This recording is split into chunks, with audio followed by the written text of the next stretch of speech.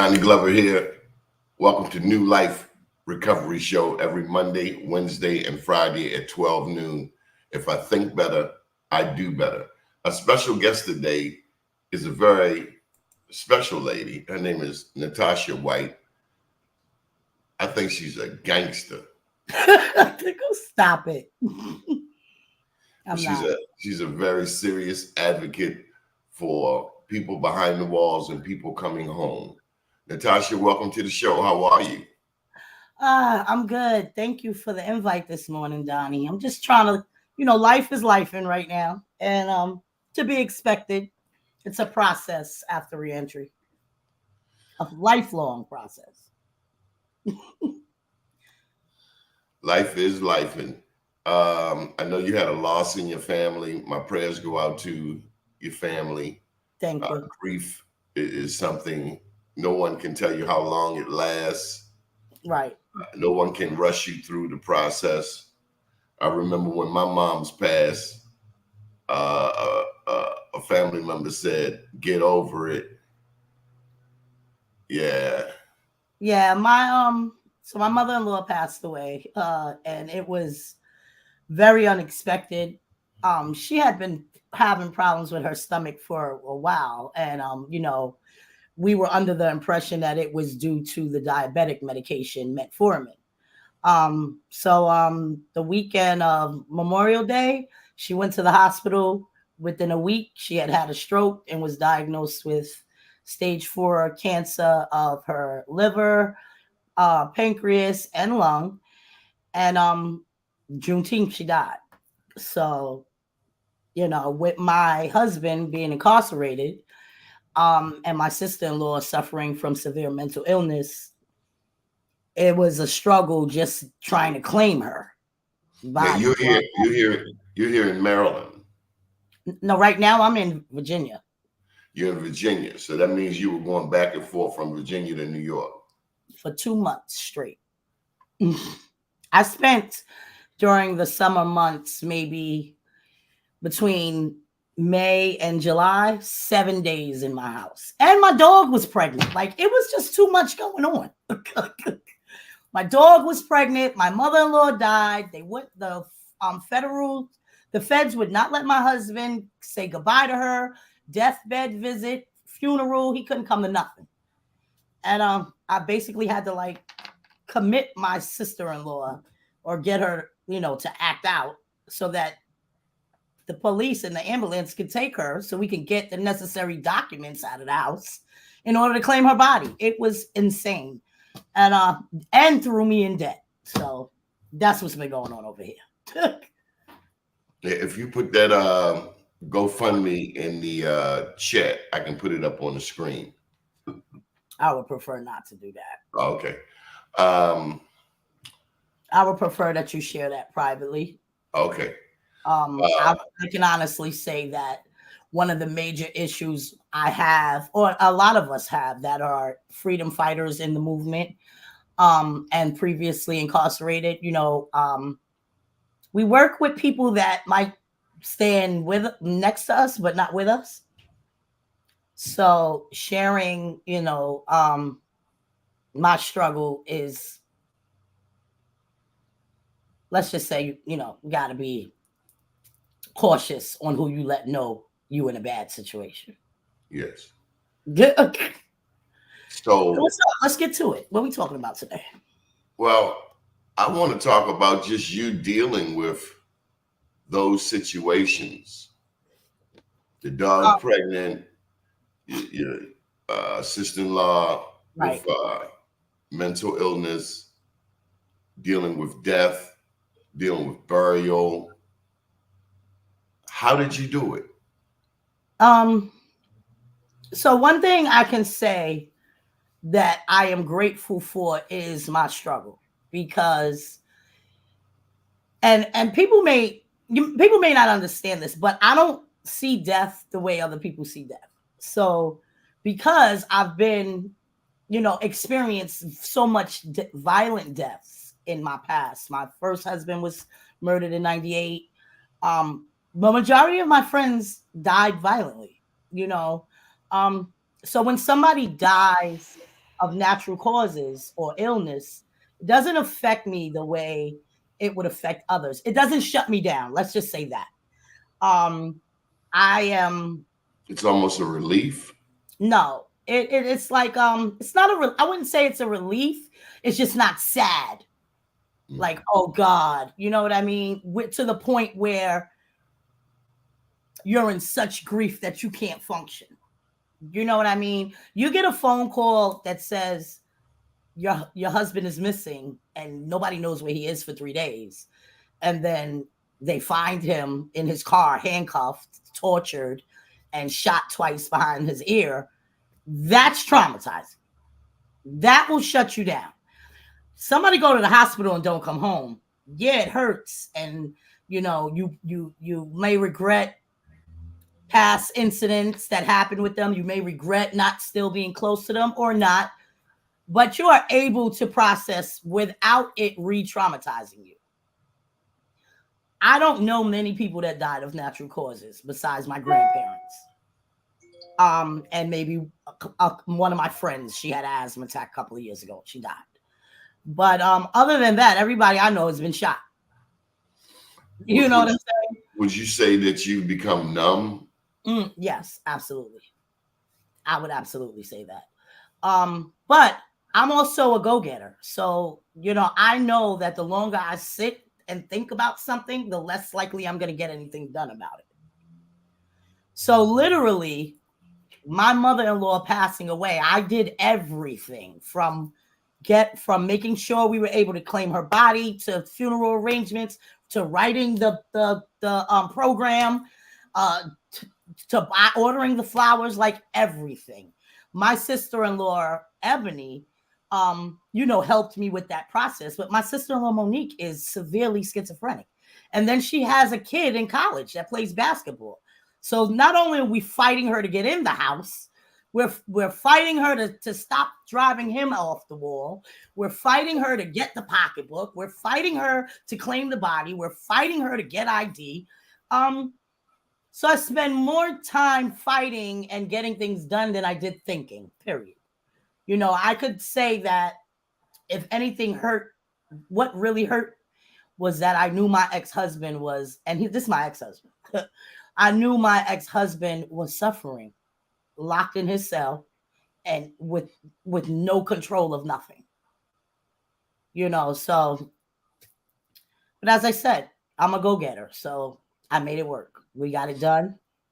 So this is your ex-husband, Mm-hmm. and you've stepped up to the plate for your ex. Mm-hmm. Of course, I was with him for 20 years. And his mother was mean as hell.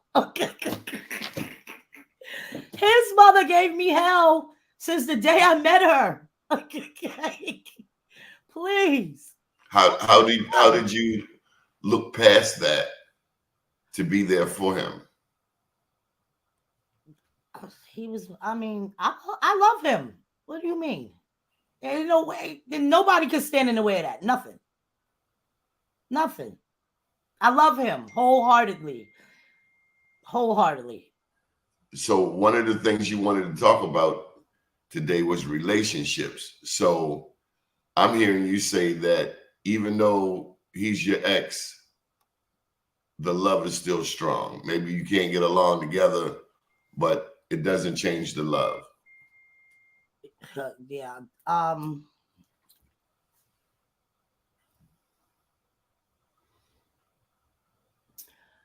I believe that true love, it never goes away. It never goes away. You may put barriers on your interactions. You may not talk for years. If you genuinely love somebody unconditionally, you love them, and there's nothing you can do about it. You could divorce them. You could leave the state and move to Virginia. You could not talk to them for 3 or 4 years. They could marry somebody else. You could be with somebody else. But when that person needs you, you're going to show up for them.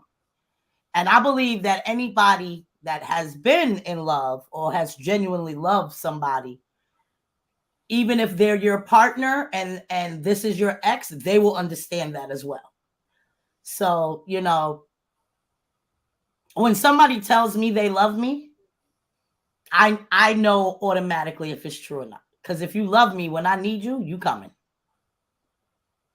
You know, a lot of people use the term ride or die, and they don't realize that term, most often you do a lot of dying during the process, right? Right? But in the end, if you truly are, you're gonna ride all the time. You're gonna ride. Like I'm gonna ride with him all the time. It don't even matter. If we part ways now and don't speak for 10 years and I marry somebody else, if he calls me and I know only I could get it done, I'm coming outside. Even if I had to bring my new husband with me, listen, we got to go over here and take care of this. And family is forever. Nobody enters somebody's life for and stays in it for 20 years and never is willing to assist or help as best as possible. You know what I'm saying? I'm just truly grateful for, the work that I do affords me the space to take care of. I can be wherever and work. I could go to Mexico right now and stay there a week. I won't miss one meeting. So that, and along with a healthy paycheck, make things possible. So you have the exterior of a tough Tony, but you're really a softie. I am. I'm a Pisces. Oh my God. I'm an emotional mess. And you know what's crazy? My ex-husband, we argue all the time because he says I don't think logically. No woman does. No woman does. Emotions lead me. That's why I'm in human rights fighting. That is why I do what I do. Everybody that knows me knows the reason I am a freedom fighter is because of the time my husband did in prison, not even mine. Because of what it did to my marriage. So if you think I'm not coming for him, you got a problem. I'm coming. Did you learn this love from maybe your parents or grandparents? A total opposite. I learned this type of love from not having it.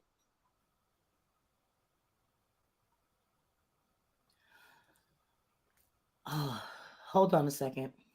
I'm sorry. We're talking with Natasha White. We haven't even gotten to the part about her advocacy work. We're talking about relationships. We're talking about unconditional love. We're talking about taking care of our exes. Yeah. And that love never dies. True love never dies.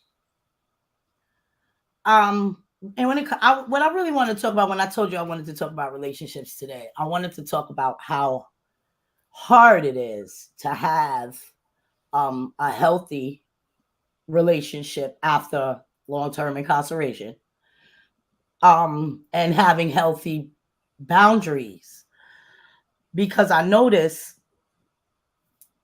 a lot of us that did a long time in prison, we don't hold long-term relationships after. And it's like a double-edged sword. So that's why I wanted to talk about it. It came up the other day. I was talking to one of my friends, and he was looking for an apartment, and he was like, I don't understand why I can't keep a girlfriend. And I was like, you just did 22 years. That's why your communication skills suck, right? You're triggered automatically. And unless the woman is sit down, shut up, you think she's challenging you. Of course you do. You just spent 22 years surrounded by men. News flash. Right. You don't have to be incarcerated to struggle with a relationship. You don't. But incarceration stagnates emotional maturity naturally. If you are dealing with the same sex for a long period of time, amongst other things, violence, struggling, being in the worst space of life, no light. When you come out of that space, you have become accustomed to that. People take this lightly, but we are built different. Men are built different than women, vice versa. And I'm not saying this is only for men. This is for women as well. You know what I mean? But the stagnation is natural.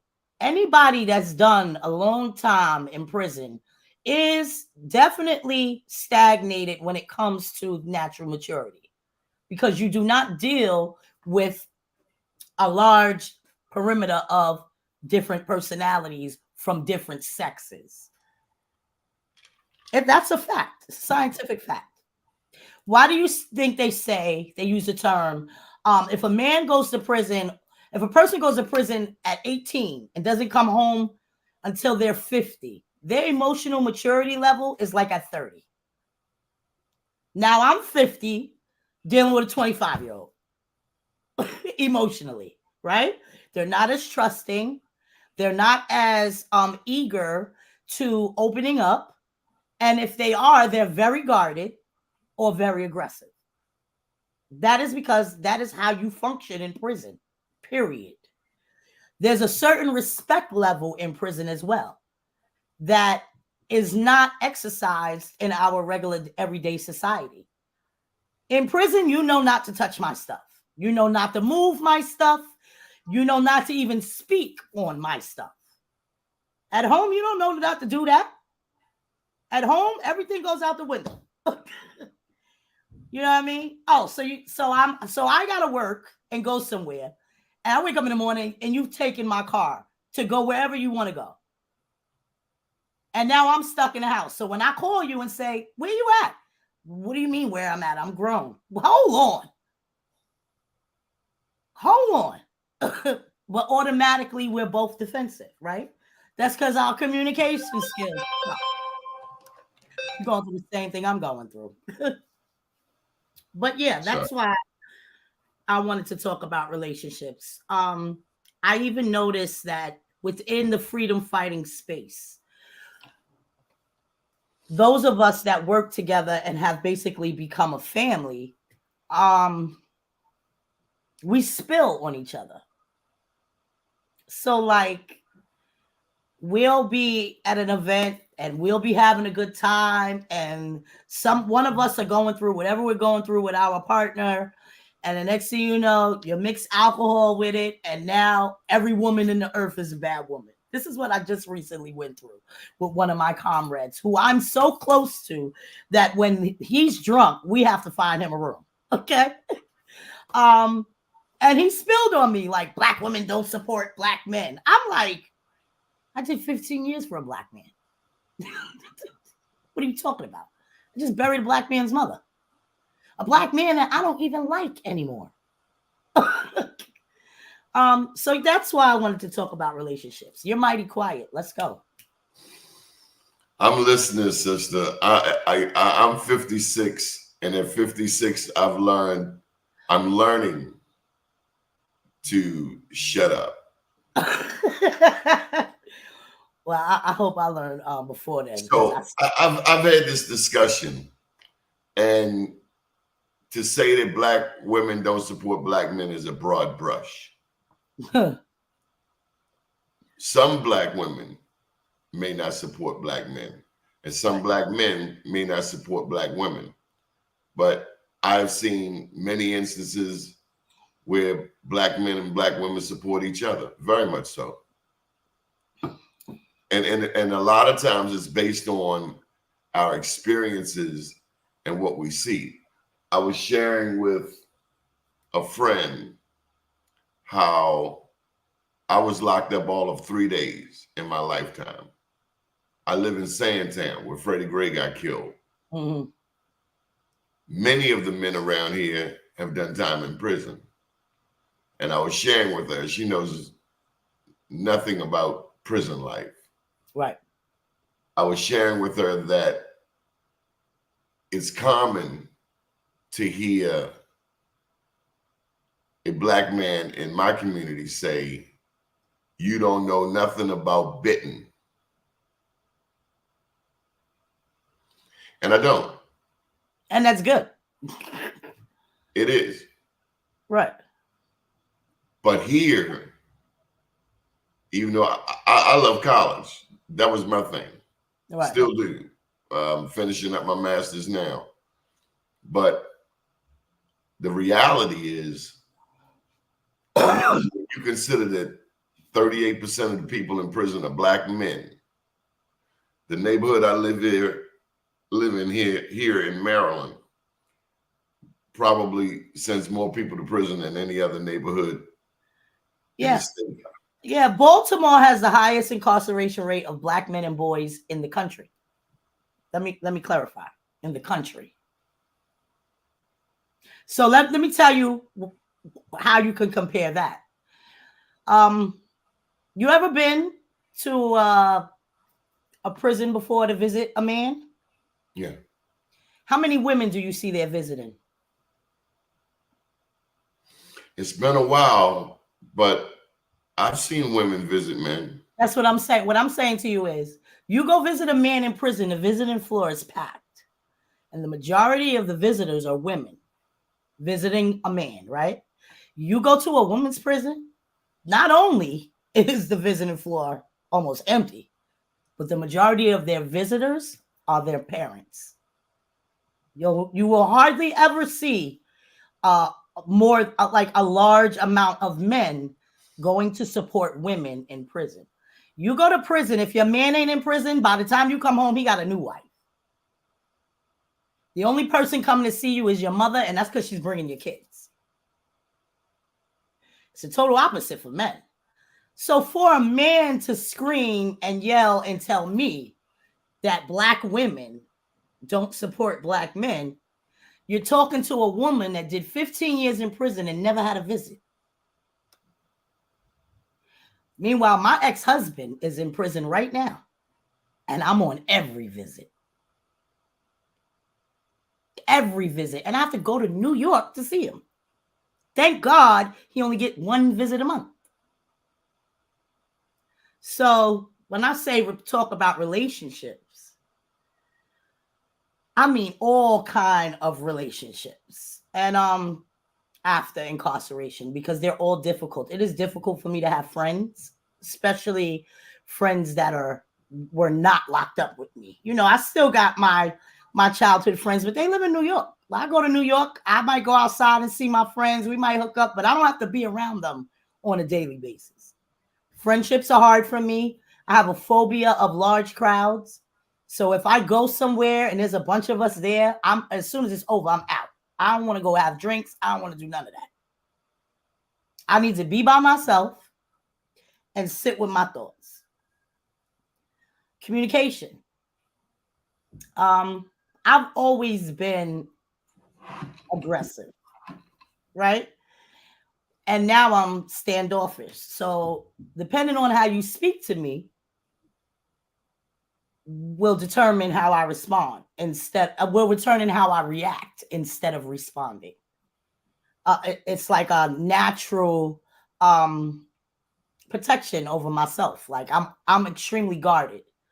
And at the same time, I'm extremely aggressive. So I may say to you, what was on your mind when you called and said blah, blah, blah, blah, blah. But if you called me and said that to me, I would say, who do you think you're talking to? You see how it's a double-edged sword? I want you to hold a certain regard in your tone when you talk to me, but I talk like this on a regular basis. Who the hell I think I am? You get what I'm saying? But it is a natural emotional stagnation.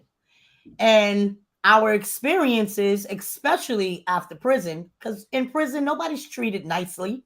The abuse that happens, it shapes a person into thinking that they have to create a bubble around themselves in order to be safe. Now, how do you be safe inside of a bubble and you're in the natural free society? Dealing with different people, different personalities, different backgrounds all day long. It's complicated. And it's real. You know, a lot of us suffer from post-incarceral stress disorder. And it affects our relationships to the point where many of us are single and lonely. Like, needing that extra presence, but not welcoming it because we too busy trying to figure out what's in our own head. How the hell am I supposed to adapt to your needs that are outside of the physical? You know what I mean? People have layers of needs. Emotional intelligence is and maturity is a necessity for a healthy relationship, right? So we lacking some of both. The both of us are lacking it. What do you do? And another reality is a person that's never been to prison is never going to understand why we feel the way we do. But two people that have been to prison trying to be in a relationship with combined traumas, that's crazy. So it's like you damned if you do, you damned if you don't.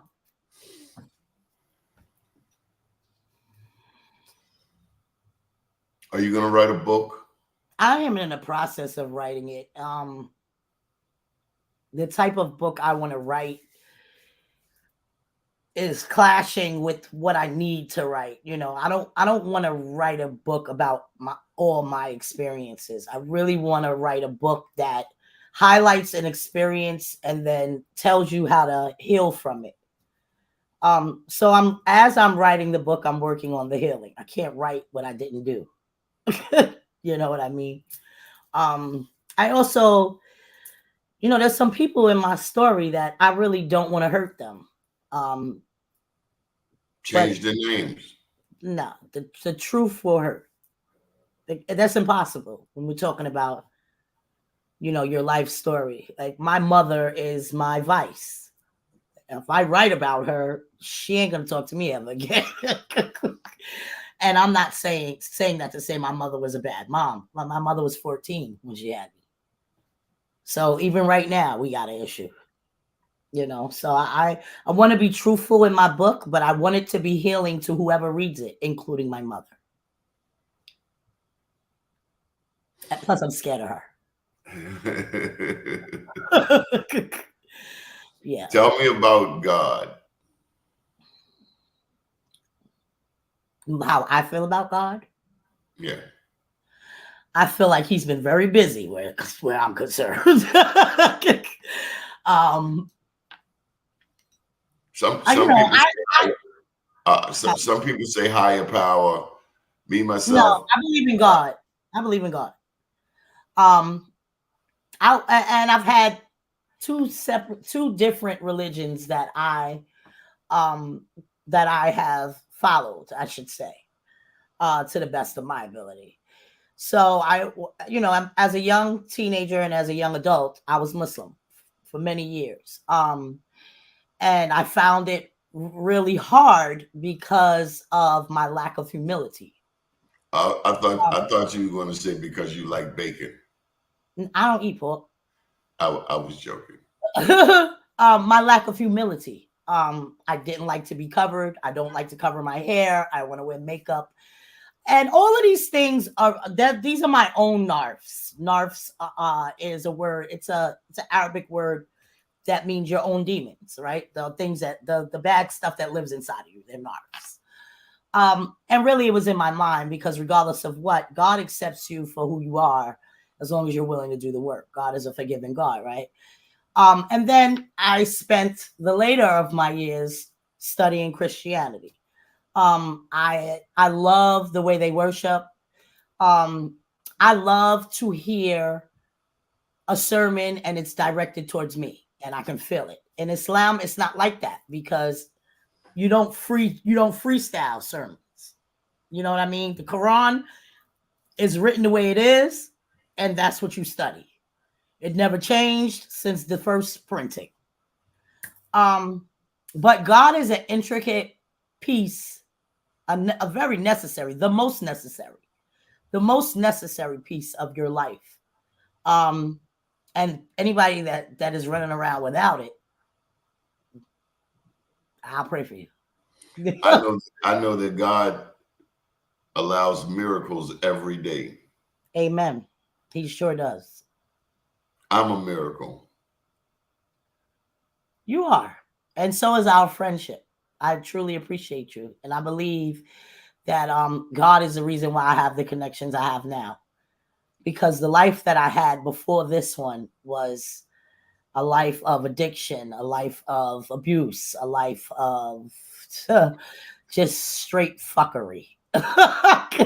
You've always kept it 100. Plus, you from Brooklyn. I got mad love for Brooklyn. Oh, God. Spread love is the Brooklyn way. Oh, Bustelo. You've just always been authentic.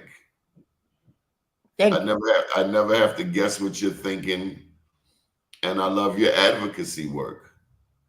Thank you. I'm working.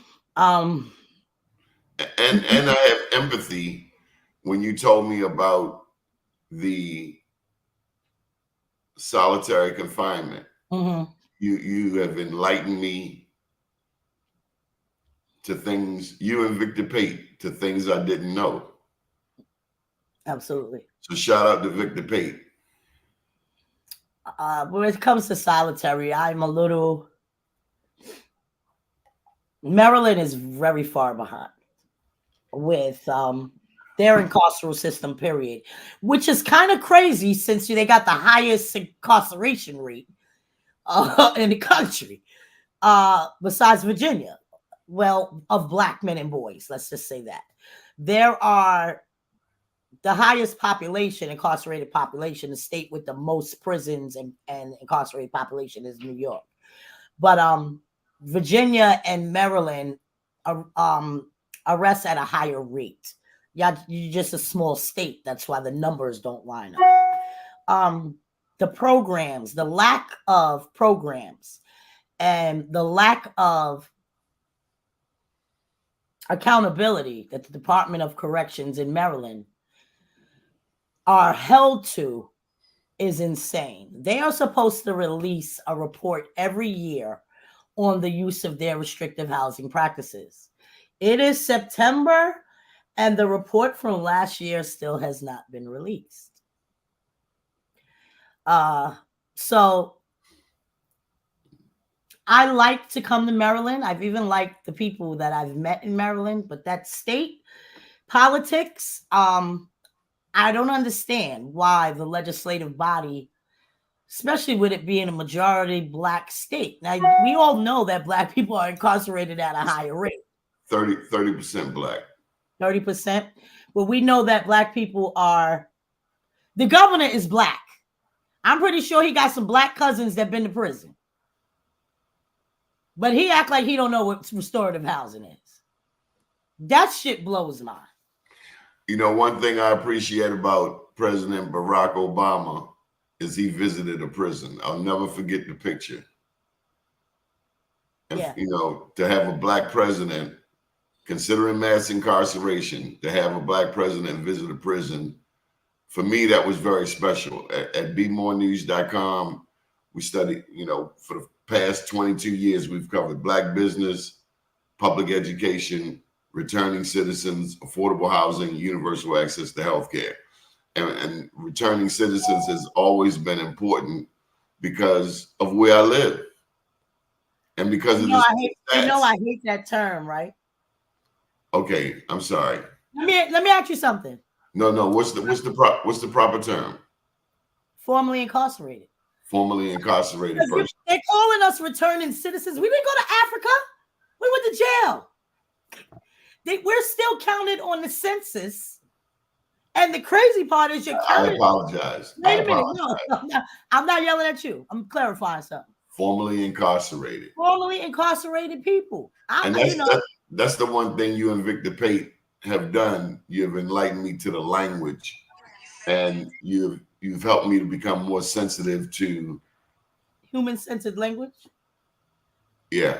Yeah, well, you know, we know with you, it's because you don't know. You know, and I don't think anybody realizes that that's a derogatory term. It's not derogatory like the term inmate, but it's a lie. You can't call me a returning citizen unless I left the citizenship. I didn't leave the citizenship. I went from being a free citizen to being an incarcerated citizen, and you still got money for wherever my body was at on the census. Formerly incarcerated. Right. I won't ever make that mistake again in life. I love you for that because you're teachable. I appreciate you. What's going on with New Life Recovery? Well, it's all about helping people who are seeking recovery from drugs, alcohol, also gambling. Yeah. That's an addiction. Anything that's an addiction.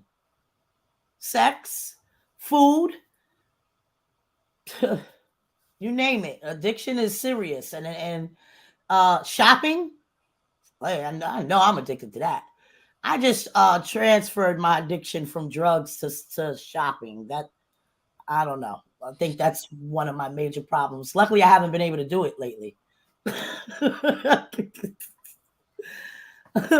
had a shopping addiction before. Well, I wouldn't call it an addiction. I just changed the wardrobe and maybe went a bit too far. But how often? It's how often. If you shop more than 3 times a week, and that depends on what you're shopping for, then you have a shopping addiction. If every time you get a paycheck, you go shopping, you have a shopping addiction. No, I can stop. But I'll tell you this: I do a lot of events. Yeah. You And you gotta met look me, good. and one place that I never want to do an event is at the casino. Why? Because everybody gambles. Like that's crazy. Yeah, you're right. Because and they're sad. You ever walk through a casino? I don't gamble.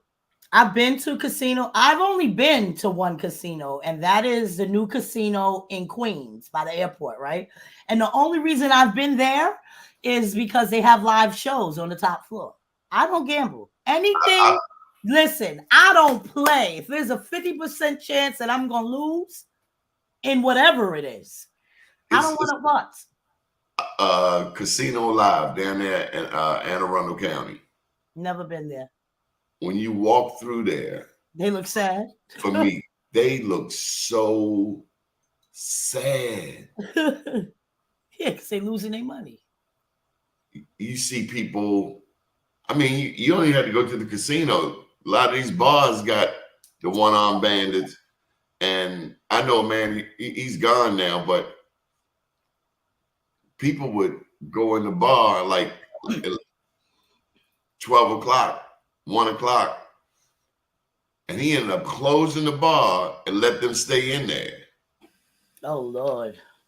And they gambling away their rent, their mortgage. My father used to gamble. My grandfather used to play horses. I used to go to the OTB with him. That was like our favorite thing. But, I was a kid. When I got older, that's when I realized we should be rich. You play the money horses.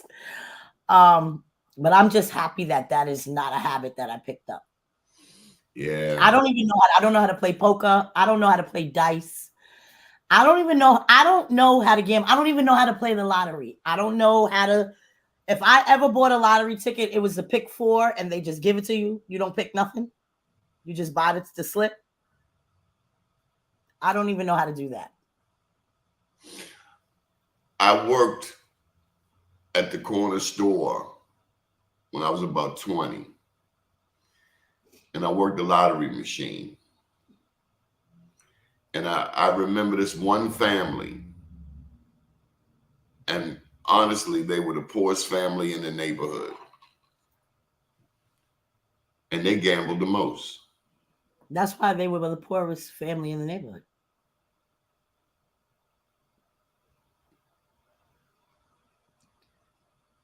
I hate gambling.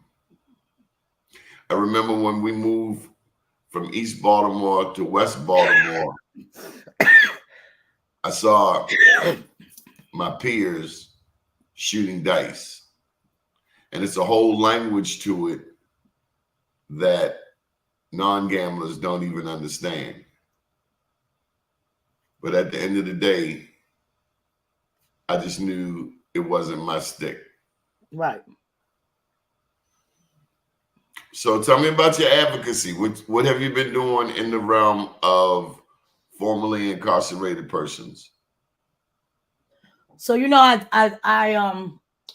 did create my own nonprofit. Currently we are partnering with other organizations, doing trainings for directly impacted people, people that are formerly incarcerated. And right now I'm doing the same thing that I do all year round, trying to power map and legislatively build to see who's going to carry our bill. As far as Maryland is concerned, I have a meeting tomorrow morning with the delegate that carried my bill last year, Delegate Phillips. Scott Phillips? Yeah. Yeah, with Scott. We have a meeting with him tomorrow morning at 9 to go over the bill draft right now. Like I Tell said, him I said hello. I will. I was he's a lawyer. Yeah, he was very, very attentive to what we were asking, and he introduced our bill last year like he'd been on it for 10 years. And we were extremely grateful when we met with him. That's beautiful. Yeah. I'm glad to hear that. Yeah, I'm glad to hear it too, because we need him. Especially the way the legislation responded, like, and the Department of Corrections, when I tell you it was like 100 sheriffs there, like they don't know what we're talking about. Do you know his body of work? No, I'm not very familiar with him. He's a founder of Black Professional Men. Oh, I didn't know that. Yeah, back in 95 or so, he brought me into the fold. He gave me a scholarship. That's amazing. What are you drinking? Iced coffee or water? This is Pepsi. Yeah, we were very appreciative of him. He definitely fought for our bill. Senator Mary Washington is who carried our bill in the Senate, and go Mary. No. But as I said, we are grateful to her for being willing to introduce our bill. But I'm a firm believer that when you believe in something, you gotta fight for it like you would be fighting for your kids. If somebody called you and told you such and such is going down with your children, you're gonna go and you're gonna stick it out until it's done, until whatever the wanted result is completed, the task, right? So given that Maryland has such a high incarceration rate, and given that Maryland has a relatively high percentage of Black elected officials compared to other states, right? One would think. Right. My point exactly. You don't even have to finish the thought. One would think that somebody would pick up the ball. We're talking with Natasha White. She's a friend. She's an advocate for formerly incarcerated persons. We've been talking about relationships. She was discussing how difficult it is, how difficult relationships are for formerly incarcerated persons. She said that formerly incarcerated persons are used to being around the same sex. So when a man, for instance, comes home after 15 or 20 years of being around other men, it is very, very challenging for him to deal with a woman on a long-term basis. Now, that's not every man. She said that incarcerated men get more visitors than incarcerated women. She said that incarcerated women, the only ones who come to see them are typically their parents, and that's to bring their kids. This is the New Life Recovery Show. If I think better, I do better. We've covered a litany of topics, and she's back. I don't know what just happened. It's okay. And then it took me forever to get back in because, of course, I'm not signed in under your login. But Do where was you want a show on our network? I have one, remember? Oh, well, you're more than welcome. I have one. I just haven't had, what's been happening. I chose a certain slot, and now that is our UTB time, Talk Back Tuesday. So Unlock the Box has a meeting every week on Tuesday at noon, which was the time I picked for talk time when I first joined Black USA. There's no limitation. You can do it whenever you like. Whenever I want, right. And then the other issue was I only can log in on my computer unless I call you every time I want to log in. And I was never home. I said, you know what? So I really got off my square. But I'm gonna work on that. I wanted to share with you. Have you ever heard of Fusion Partnership? No. It's a nonprofit based here in Baltimore, and they help nonprofits get off the ground. Yeah, but is it a Maryland centered service, or are they national? Typically Maryland centered, but you're here in Maryland. You do work in Maryland. I work in Maryland, but my nonprofit is Virginia registered. I still think you should reach out to them. Okay, well, what is the name again? Fusion Partnership.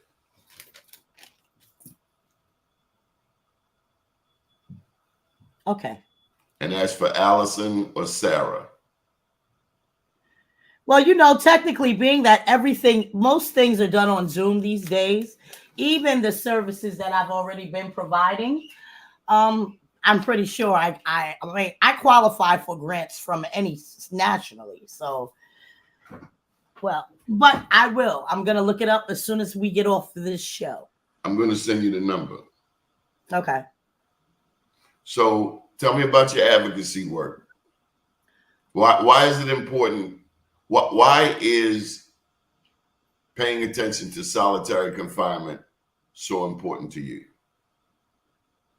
Well, first of all, it's inhumane, and it does, and it makes everything else much harder. But it's really important to me, of course, because I spent time in solitary, and I've seen what it does to people. And my husband was in solitary for 12 years. I think it's important all in all because it's wrong. Like, how do you expect somebody to, rehabilitate and become a better version of themselves when you're chipping away at their spirit? The thing you said to me that I will never forget is how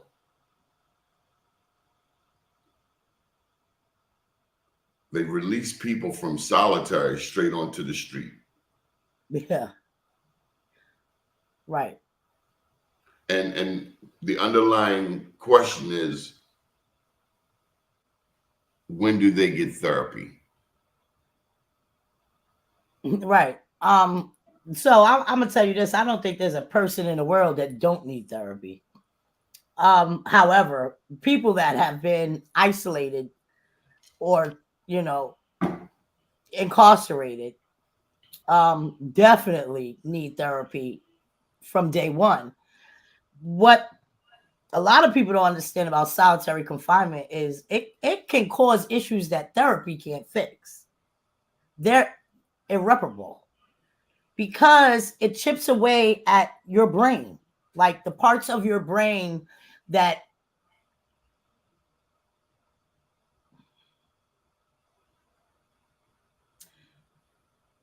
yeah, it's a bad thing. The parts of your brain that process emotions, the parts of your brain that process logic, the parts of your brain that process safety. Solitary confinement chips away at all of that. You know what they always said? Your brain cannot regrow what it has lost. It is not like the rest of your body. It does not repair itself. When you lose something, it's gone.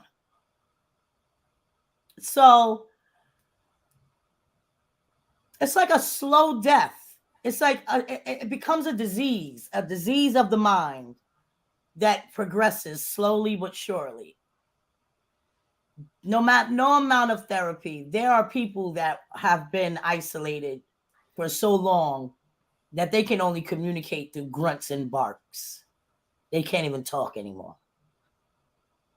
That's the worst, the worst torture that there ever could be. That is it is unforgivable. It is a crime against a human being, against humanity.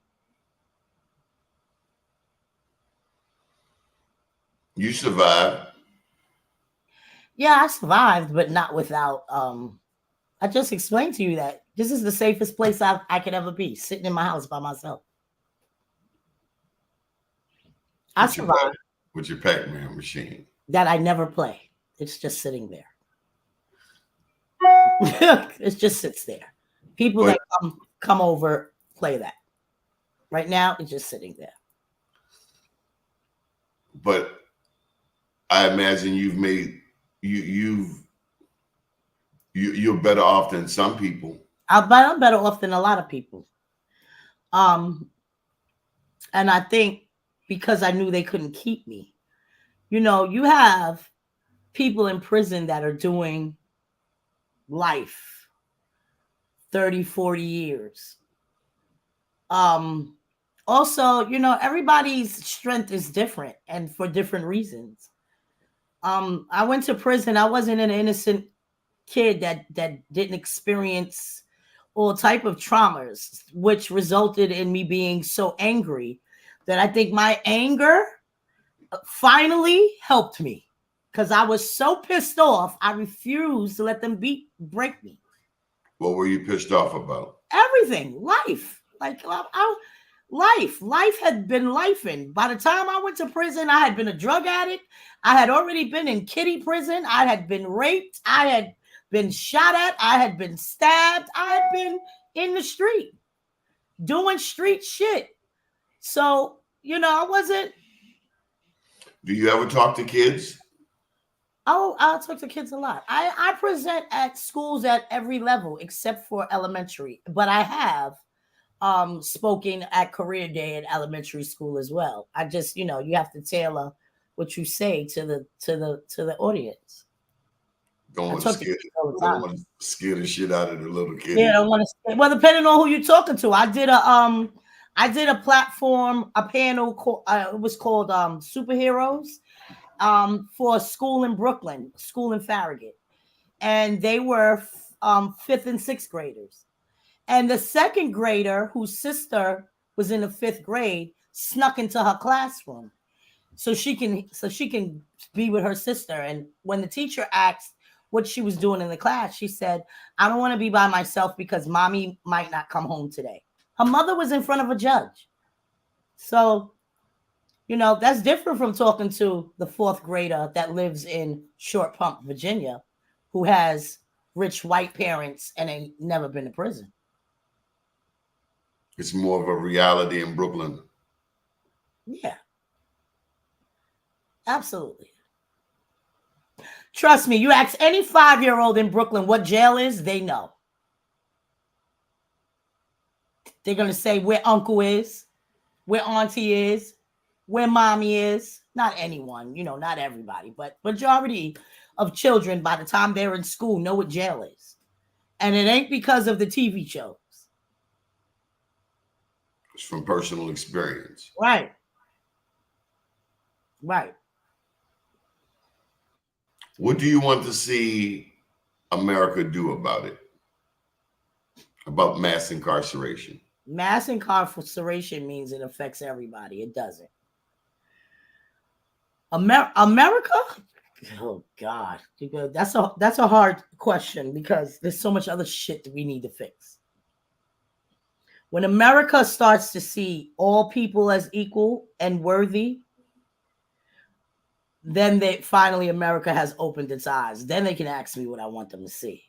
But as long as America disenfranchised people, believes that one ethnic group or one area of the country is not worthy of humanity, they are blind. America's blind.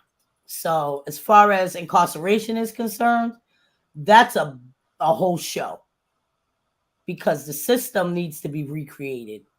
The prisons need to be revamped. The programs need to be recreated. The leadership needs to be changed. That's a question that needs a whole 2 shows. So call me when you're ready. Mass incarceration is a carryover from slavery. Right. Absolutely. And it's not mass. You know, when something affects the mass, it affects everyone. Everything. If you have cancer, a mass cancer, it's affect your whole all your organs. Incarceration affects Black and brown people the most. That ain't mass. It ain't everybody ain't getting arrested. We are. So let's drop some terms that some language that you would like to see us change. So one is formerly incarcerated persons. No, that's what I want you to say. It's returning citizen. So let's do the incorrect and then the correct. Inmate, incarcerated person. Convict, incarcerated person. Perp, incarcerated individual. Returning citizen, formerly incarcerated. Female, woman. Male, man. Mass, lies. You know, language is language, you know, and we learn from who we talk to.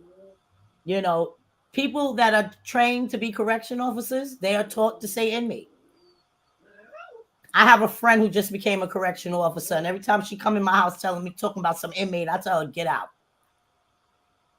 And she leave, and then she knock on the door, and she be like, the incarcerated people, the incarcerated people.